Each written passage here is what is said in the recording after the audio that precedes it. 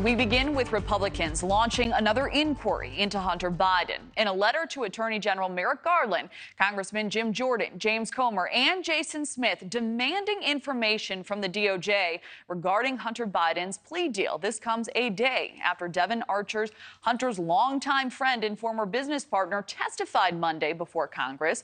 Both sides now going head-to-head on the political implications of that testimony.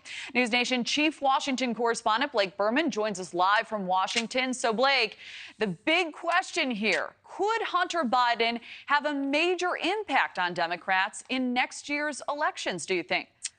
So it's safe to say, Kelly, at this point in time that the issues for Hunter Biden, they are not going away. They are not going away anytime soon. And clearly they are going to follow his father, President Biden, on down the line. For example, Democrats are even acknowledging right now that Hunter Biden at one point in time was trying to trade off his father's name.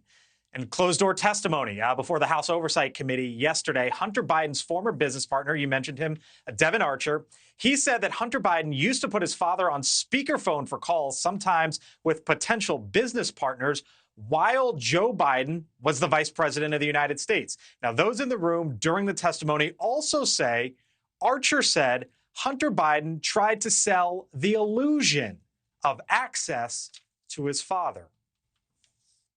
From Burisma, he had to give the illusion, and he used that term, the illusion of access to his father, and he tried to get credit for things that Mr. Archer testified Hunter had nothing to do with. So that's part of the Democrats' defense, Kelly, saying, look, President Biden wasn't involved with any of this, but they are acknowledging that Hunter Biden tried to trade off his father's name. Hunter Biden, by the way, has not been shy being around his father, the president. For example, just last month, you could see Hunter Biden there on the balcony of the White House for the 4th of July fireworks celebration. Earlier this summer as well, President Biden brought Hunter Biden with him on an official White House trip to Ireland. President Biden, at the time, singled out his son.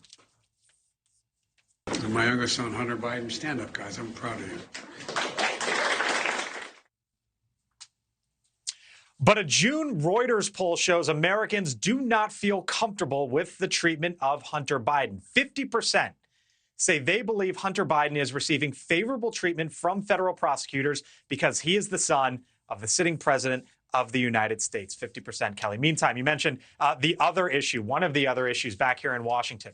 The heads of 3 Republican-led committees in the House are now asking the Attorney General, Merrick Garland, to outline who in the last decade has received a plea deal that Hunter Biden initially received. As you know, Kelly, that was rejected by a federal judge late last month.